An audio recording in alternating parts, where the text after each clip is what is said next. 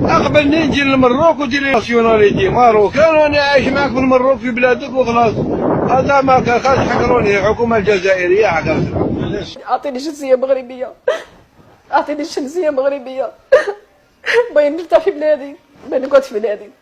وتبقاي تزورينا دابا خلاص ديما ان شاء الله. انا دابا ان شاء الله نطلب من سيدنا يعطيني الجنسيه مغربيه ونحيد الفرنساويه ونحيد الجزائريه ونبقى مغربيه.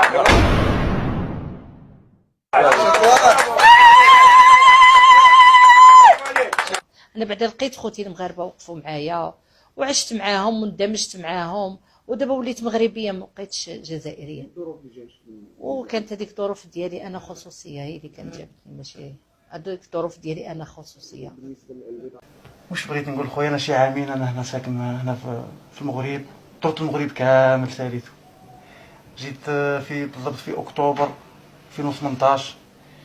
جيت عندي مشاكل في البلاد، جيت هربان بحال شنو المشاكل بحال سيدنا موسى عليه السلام، هربان خايف. شنو المشاكل اللي شي مشاكل مع النظام ما نحبش نحكيها.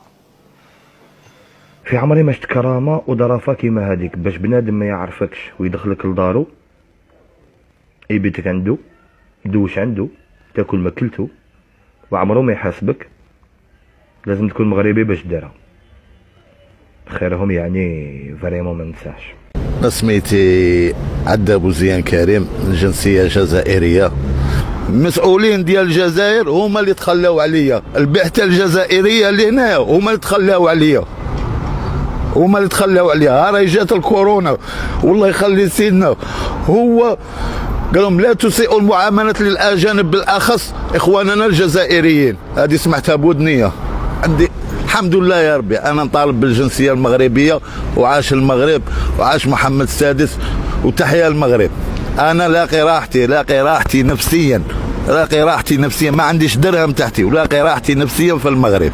الحمد لله يا ربي، وعاش الملك والصحراء مغربيه، والصحراء مغربيه. بسم الله الرحمن الرحيم. انا جزائريه عايشه في الجزائر وكابره في الجزائر. السيد الملك محمد السادس اعطيني جنسيه مغربيه، انا شكيت بها الشكوات، الدليل بانني شكيت بها ما عطاونيش حقي في الجزائر. انا وزاره العدل انا او الشكوات وما عطاونيش حقي. يا ملك محمد السادس، نداء لك خاصه انت، يجدك في وجه الله، اعطيني جنسيه مغربيه، اعطيني اللجوء السياسي، اعطيني اقامه مغربيه. فيف محمد السادس، عايشه محمد السادس. شكرا. L'homme le plus grand démocrate du monde.